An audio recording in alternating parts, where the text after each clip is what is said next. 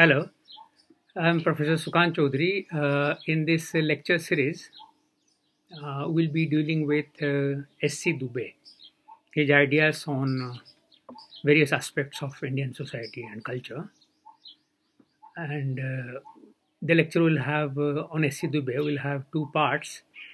In part one, we'll be dealing with his brief ideas about S.C. Dubey, his life, and then his ideas on the commerce and Indian village.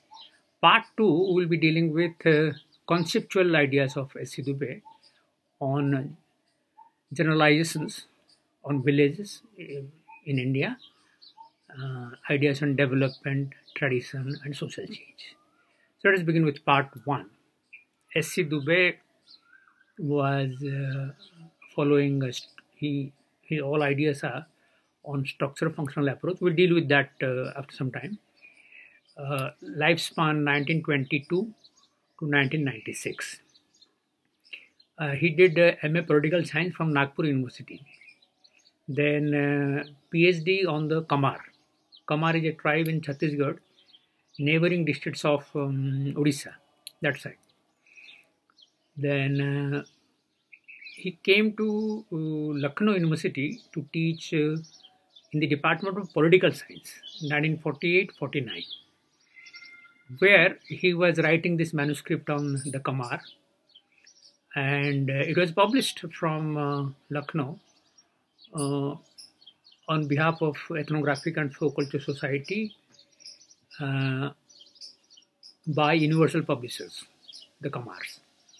Then the book was again published after almost 50 years. The first publication was from Lucknow, 1951. And after 50 years, Oxford University Press brought out some unique monographs in which it was published with a new introduction by Nandini Sundar of Delhi School of Economics Sociology Department, Delhi University. This is the book, The Kamar. It came out in 2003. All right. So he was from political science. Ultimately, he taught political science in Lucknow University. Then D.N. Majumdar requested him to teach a paper in social anthropology in the anthropology department, Lucknow University. He was there as assistant secretary to the Ethnographic and Folk Culture Society, which used to publish the Eastern Anthropologist, a premier journal in both social sciences, mainly anthropology and sociology. Then D.N. Majumdar was the editor, and Professor Dubey was the assistant editor. Fortunately, coincidentally, these days I am editing the Eastern Anthropologist along with P. Venkat Rao of University of Hyderabad. All right. So Dubey was here and he wrote the Kamars. Then he subsequently went to many universities. Osmania University, Hyderabad. Then he established anthropology department in Sagar University. Then it was in MP. Now now also in Madhya Pradesh probably. And then he went to. He was also there in Jammu University, the founding vice chancellor. He has a very it's a very gigantic personality, both in personal profile and professional profile. Both are very gigantic. He received the Murti Devi Award, which is given by the Gyanapit Foundation for Literature. So Dubey was a very gigantic personality. Fortunately, I knew him personally and I was close to him for about 10 to 12 years, the last few years of his life. Major books, The Kamar, the first one, 1951. Then Indian Village, based on Shamirpet Village Study. That is a unique book, reprinted 100 times, and it is the first full-length monograph published in 1955.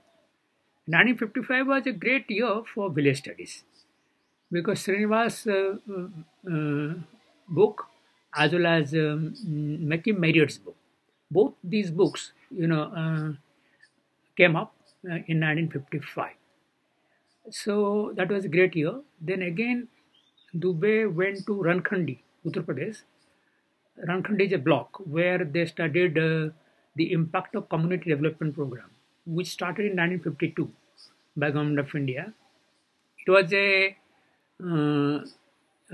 a project funded by Cornell University, and it started from Lucknow University itself. So Dubey worked in that. Many people worked in that project, and the book came out in 1958, India's Changing Villages. So in this 1958 book is very famous, India's Changing Villages. Subsequently, he produced 200 odd articles, and many articles were collected into some volumes, including Tradition and Development, which came in 1993. Then Understanding Change in 1992. Indian Society is a very popular book published by NBT, National Book Trust. An essential book for everyone, any layman or somebody who is appearing in competitive exams. So Indian Society is a must. 1990, NBT. And it has 6 chapters. Then Modernization and Development, an Alternative Paradigm, 1988. Published by UN and translated into 6 international languages. All right. So Dubey's Indian Village is very popular, and this Modernization and Development. These 2 books are most popular books of Dubey. Indian Village has been translated by Yogesh Atal in 1972, Bharatiya Gram, into Hindi, Bharatiya Gram. So in this manner, Dubey has been a very prolific writer, and you will find great to read S.C. Dubey, not boring at all, and you start and you finish in a go, almost like this. I'm a fan of Dubey. So then come to structure functional approach. All right, structure functional approach, mainly Radcliffe Brown. Three people are important for Dubey. What he has employed in his work, the Kamar and the an Indian Village. What is that? Radcliffe Brown and Malinowski. And Malinowski's need theory, functional theory, biological, psychological functional theory. Then Radcliffe Brown, and then the Raymond Firth organization.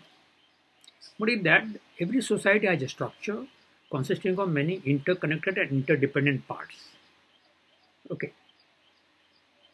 Well, there is another point to it, that change in one part may lead to change in other parts.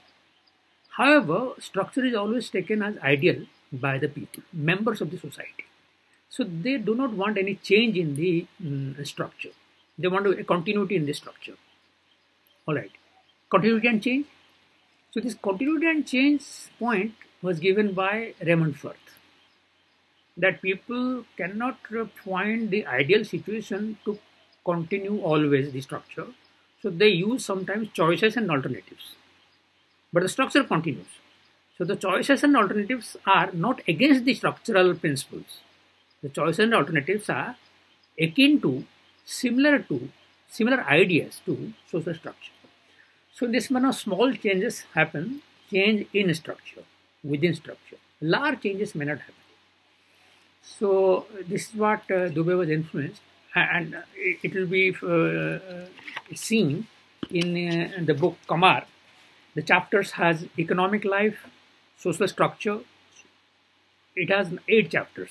First is introduction, economic life of the Kamar. Okay, then social structure, having family, marriage, kinship. Imagine 48, 49 he was writing. 51 the book came. Where status of women is included in social structure. He was concerned about women and gender relations as well. So that was there in the book. And then tribal laws, whatever laws they have, myths and rituals, phases of life. Phases of life means, those life cycle rituals. Okay, birth, puberty, initiation, marriage and death rituals. And then cultural contacts, and then problems of tribal adjustment.